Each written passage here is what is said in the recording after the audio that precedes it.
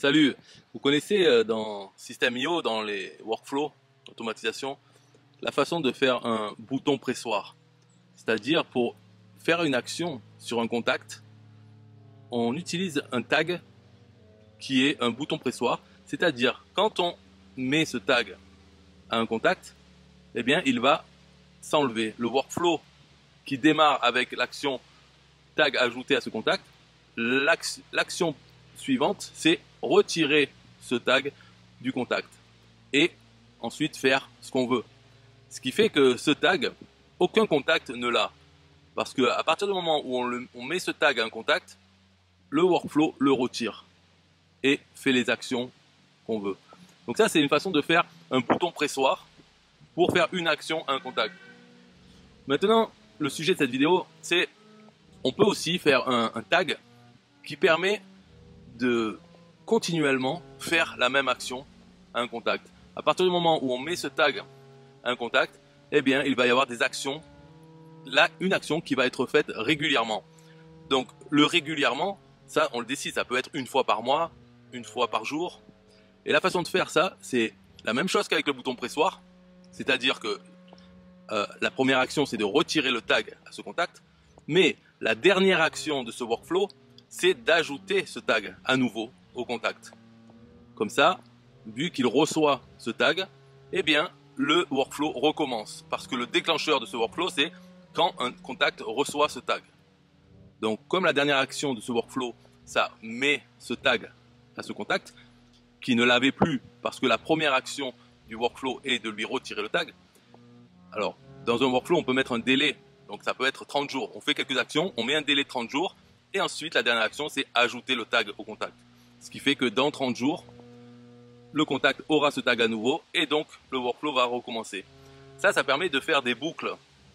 Et ça marchait bien. Là, maintenant, System.io a détecté ce type de boucle et empêche de faire ça.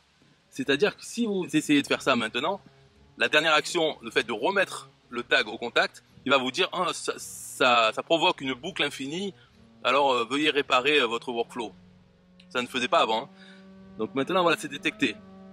Alors, la façon de contourner ce problème, parce qu'on peut très bien vouloir faire une boucle infinie. Là, c'est juste System.io qui a mis ça en place parce que peut-être il a vu qu'il y a des utilisateurs qui ont créé des boucles infinies sans le vouloir, parce qu'ils n'ont pas compris ce fonctionnement et ils se retrouvent avec plein d'emails envoyés parce que voilà, ils ont bidouillé et ils ont créé une boucle infinie. Donc, System.io a empêché de faire ça. Maintenant, ce qui est possible de faire tout simplement, hein, pour faire les boucles infinies, parce que les boutons pressoirs, ça marche, puisque ce n'est pas une boucle infinie. C'est simplement pour faire une action et pouvoir faire cette action à chaque fois qu'on veut mettre le tag à ce contact. Mais pour pouvoir faire des boucles infinies, eh bien, il faut utiliser deux tags et deux workflows, disons. En tout cas, je vais prendre un exemple. Vous avez un client, donc le tag Mac client. Ensuite, vous avez le tag Mac client email et le tag Mac client newsletter.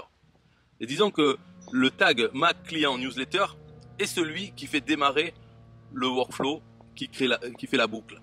Eh bien, le tag Mac client email peut servir d'intermédiaire. C'est-à-dire, vous créez un bouton pressoir Mac email client. Et ce que ça fait donc, dans ce workflow, le déclencheur, c'est lorsqu'un contact reçoit le tag Mac client email. Première action, enlever le tag Mac client email et ajouter le tag Mac client newsletter. Okay, donc ce bouton pressoir du Mac client email, en fait, ce que ça fait, ça ajoute le tag Mac client newsletter.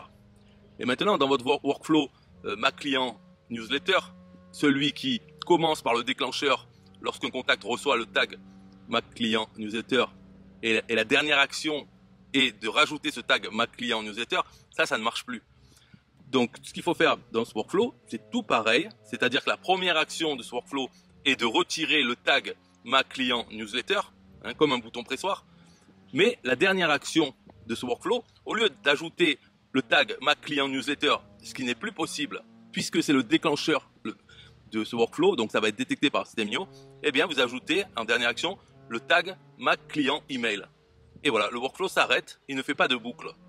Mais comme il y a le workflow Mac client email qui lui est un bouton pressoir, pour ajouter le tag Ma Client Newsletter, ça fait aussi une boucle infinie, mais ce n'est pas détecté par System.io, parce que, alors je ne sais pas s'ils vont le détecter et l'empêcher, mais je ne pense pas qu'un tel dispositif peut être fait par erreur, c'est-à-dire par les utilisateurs par erreur. Si quelqu'un fait ça, c'est bien qu'il a envie de le faire. Je ne pense pas que System.io veulent empêcher les gens de le faire, c'est empêcher d'avoir des erreurs en faisant un workflow qui fait une boucle infinie. Donc de façon bête, c'est-à-dire le déclencheur, c'est avoir un tag, il enlève le tag et à la fin il le remet. Donc ce qui fait que ça va boucler sur ce workflow indéfiniment. Mais si on passe justement par un autre workflow, par un autre tag, on peut obtenir la même chose, mais sans que ce soit détecté pour l'instant par System.io. Ouais, j'espère que c'est assez clair comme explication et ça peut être utile. Moi je l'utilise parce que j'ai un email qui change tous les jours.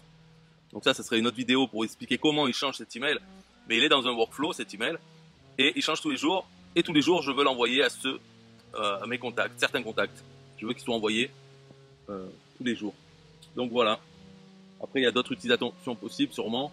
Par exemple, moi je pense toujours à envoyer un email, mais peut-être qu'il y a autre chose. Mais envoyer un email basé sur un flux RSS.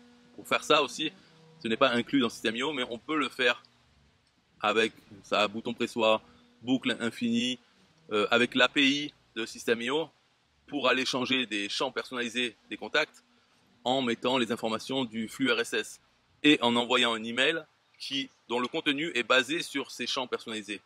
Ce qui fait que l'email est différent chaque jour parce que les champs personnalisés ont été changés chaque jour. Voilà, c'est la fin de cette vidéo. Bye bye.